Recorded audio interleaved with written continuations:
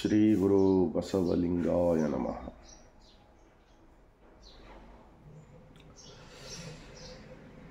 ಜಗಜ್ಯೋತಿ ಕ್ರಾಂತಿಯೋಗಿ ವಿಶ್ವದ ಮೊಟ್ಟ ಮೊದಲನೇ ಅನುಭವ ಮಂಟಪ ಅಂದರೆ ಪ್ರಜಾಪ್ರಭುತ್ವದ ವಿಶ್ವ ಸಂವಿಧಾನ, ಆ ಮೂಲಕ ಜಾತಿ ರಹಿತ ಧರ್ಮ ಸಹಿತ ಕಲ್ಯಾಣ ರಾಜ್ಯ ನಿರ್ಮಾಣಕ್ಕಾಗಿ ಲಿಂಗ ಆಯತ ಧರ್ಮ ಸ್ಥಾಪಕರು ಲಿಂಗ ಆಯತ ಧರ್ಮ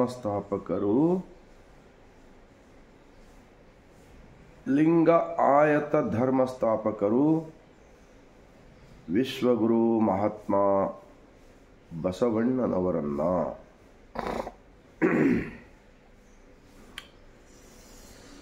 ಭಾರತ ದೇಶದಲ್ಲಿರ್ತಕ್ಕಂಥ ಮುಗ್ಧ ಮೂಲ ನಿವಾಸಿ ದುಡಿಯುವ ವರ್ಗದವರು, ಇಂತಹ ಮುಗ್ಧ ಜನರನ್ನು ಕಂಡು ವಿದೇಶಿಗರು ಪರಕೀಯರು ಈ ಭಾರತ ದೇಶದ ಮೇಲೆ ಅನೇಕ ತರಹದ ಹೊಂಚು ಹಾಕಿ ಮುಗ್ಧರನ್ನು 4 ವರ್ಗ ಮಾಡಿ ಬ್ರಾಹ್ಮಣ, ಕ್ಷತ್ರಿಯ, ವೈಶ್ಯ, ಶೂದ್ರ, ಪಂಚಮ ಹೀಗೆ 4-5 ವರ್ಗಗಳನ್ನು ಮಾಡಿ ಒಡೆದು ಆಳುವ ನೀತಿ ಅನುಸರಿಸಿ ಇಲ್ಲಿ ದೇಶದ ಸಂಪತ್ತೆಲ್ಲವನ್ನು ಕೊಳ್ಳೆ ಹೊಡೆದುಕೊಂಡು ಹೋಗಿದ್ದಾರೆ.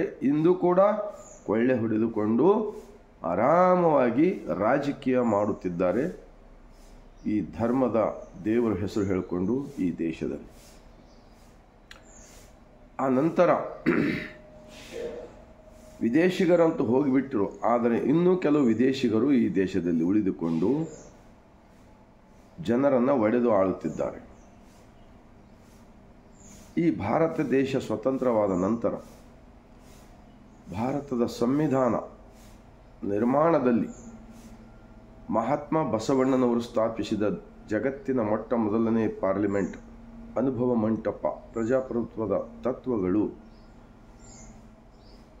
Bharat Ratna doctor B.R. ಅಂಬೇಡ್ಕರ್ ಅವರು ಕೂಡ ಬಸವಣ್ಣನವರ ದಾರಿಯಲ್ಲಿಯೇ ಅವರ ವಿಚಾರಗಳನ್ನು, ಶರಣರ ವಚನಗಳನ್ನು ಓದಿ ಭಾರತದ ಸಂವಿಧಾನದಲ್ಲಿ 22 ಪ್ರತಿಜ್ಞೆಗಳು ಕೂಡ ಅವರು ಹೇಳಿದ್ದಾರೆ. 22 ಪ್ರತಿಜ್ಞೆಗಳು. ಈ ಮೂಢ ರೂಢಿ, ಈ ಹಲವು ದೈವಗಳ ಎಂಜಲ ಒಂದು ಕಸದ ರೂಪದಲ್ಲಿ ಬೀಟಲು ಹೇಳಿದ್ದಾರೆ ಈ ಭಾರತೀಯ ಮೂಲ ನಿವಾಸಿಗರಿಗೆ. ಅಂತಹ ಸಂವಿಧಾನದ ನಿರ್ಮಾಣದಲ್ಲಿ ಮುಖ್ಯಸ್ಥರಾಗಿರ್ತಕ್ಕಂತಹ ಭಾರತ ರತ್ನ ಡಾಕ್ಟರ್ B.R. ಅಂಬೇಡ್ಕರ್ ಅವರನ್ನು, ಮಹಿಳಾ ಲೋಕಕ್ಕೆ ಆತ್ಮ ಬಲವನ್ನು ತುಂಬಿರತಕ್ಕಂತಹ ಜಗಜ್ಯೋತಿ ವಿಶ್ವಜ್ಯೋತಿ ಅಕ್ಕ ಮಹಾದೇವಿರವರನ್ನು, ಸಕಲ ಶಿವ ಶರಣರನ್ನು ಎನ್ನ ಹೃದಯ ಮಂದಿರದಲ್ಲಿ ನೆನೆಯುತ್ತಾ ಭಾರತೀಯರೆಲ್ಲರಿಗೂ ಬಸವ ಭೂಮಿ, ಬಸವ ಕಲ್ಯಾಣ, ಜಗತ್ತಿನ ಮೊಟ್ಟ ಮೊದಲನೇ ಅನುಭವ ಮಂಟಪ ಬಸವ ಕಲ್ಯಾಣದಿಂದ ಬಾಗಿದ ತಲೆ ಮುಗಿದ ಕೈಲಿಂದ ಶರಣು. ನಾನು ದಿನನಿತ್ಯ ಬಸವಾದಿ ಶರಣರ ಅನುಭವದ ವಚನಗಳು ಯಾಕೆ ಹೇಳ್ತಾ ಇದ್ದೀನಿ ಅಂದರೆ, ಶರಣರ ವಚನಗಳನ್ನು ಓದಿದ ಬಳಿಕ ಇವತ್ತು ನಮ್ಮ ಕರ್ನಾಟಕ ರಾಜ್ಯವಾಗಲಿ ದೇಶದಲ್ಲಾಗಲಿ ಅನೇಕ ಮಠಗಳಿವೆ, ಅನೇಕ ಸಂಸಾರವನ್ನೆಲ್ಲ ಬಿಟ್ಟು ನಾವು ಸನ್ಯಾಸಿ ಆಗಿದ್ದೇವೆ ಅಂಥೇಳಿ ನಮ್ಮ ಮುಗ್ಧ ಜನರು ಅವರಿಗೆ ಎಲ್ಲ ಸೌಕರ್ಯವನ್ನು ಕೊಟ್ಟಿದೆ.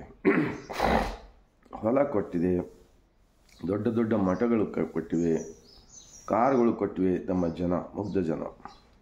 ಆದರೂ ಕೂಡ ಮಹಾತ್ಮ ಬಸವಣ್ಣನವರ ವಿಚಾರಗಳು ಇದ್ದಿದ್ದು ಇದ್ದ ಹಾಗೆ ಓದಿ ಅರಿತು ಆಚರಣೆಗೆ ತಂದು ಸಮಾಜಕ್ಕೆ, ಜನಸಾಮಾನ್ಯರಿಗೆ ಇವರು ಸರಿಯಾಗಿ ತಲುಪಿಸುತ್ತಿಲ್ಲ ಎಂಬುದು ಕಂಡು ಬರ್ತಾ ಇದೆ.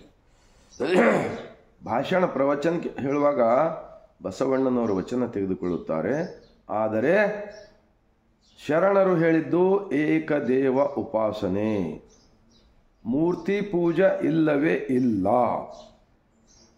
ಯಾವುದೇ ಮಾನವ ನಿರ್ಮಿತ ಮೂರ್ತಿ ಇಲ್ಲ, ಗುಡಿ ಇಲ್ಲ, ಗುಂಡಾರವಿಲ್ಲ.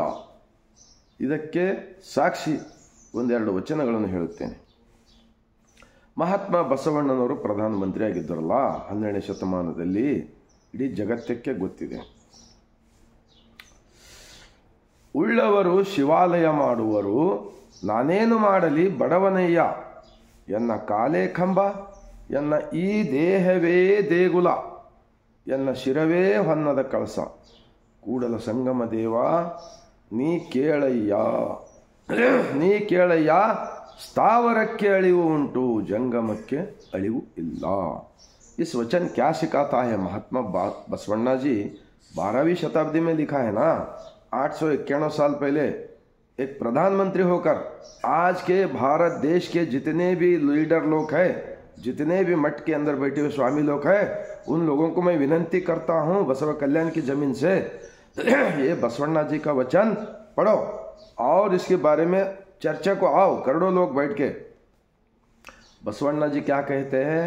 धनवान वाले मंदिर बना सकते हैं लेकिन मैं गरीब हूँ, इसलिए मेरा मंदिर का पिल्लर मेरा पैर है, मेरा शरीर मंदिर का दीवार है और मेरा सर सोने का कलश है और मेरा आत्मा परमात्मा सृष्टिकर्ता दुनिया को बनाने वाला मेरा अंदर है, सबको एक रूप में बनाया है, सबके अंदर है, सबके अंदर है, सबके अंदर है। जो बोले सो इन लोगों को क्या समझ में नहीं आता क्या?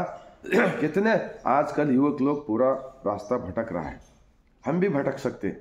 बुरे विचार, बुरे आचार, वो सिनेमा एक्टर वाले तो पूरा तोड़ फोड़ के सिखाते हैं और ये लोग 33 करोड़ भगवान को दिखाकर लोगों को, मुग्ध लोगों को और अज्ञानता में रखने का काम जो कर रहा है ना, हम देख रहे हैं। ये बसवा कल्याण हो कि जमीन से पूरा भारत के अंदर के जो कचरा है, अज्ञानता का कचरा, ये पूरा निकलना चाहिए। तो जब सब लोग ज्ञानी बनेगा और स्वतंत्र विचार से रहेगा, एक दूसरे के साथ प्रेम से रहेगा, ये सिखाता है हमारा महात्मा बसवण्णा जी का अनुभव मंडप का, पार्लियामेंट का वचन।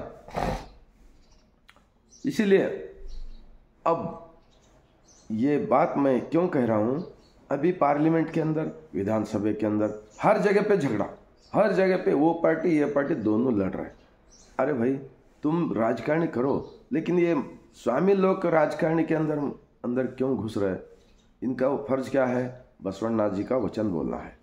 और एक बसवण्णा जी का वचन, कड़ಬೇಡ, ಕೊಲ್ಲಬೇಡ, ಹುಸಿ ನುಡಿಯಲು ಬೇಡ, ಮುನಿಯಬೇಡ, ಅನ್ಯರಿಗೆ ಅಸಹ್ಯ ಪಡಬೇಡ, ತನ್ನ ಬಣ್ಣಿಸಬೇಡ,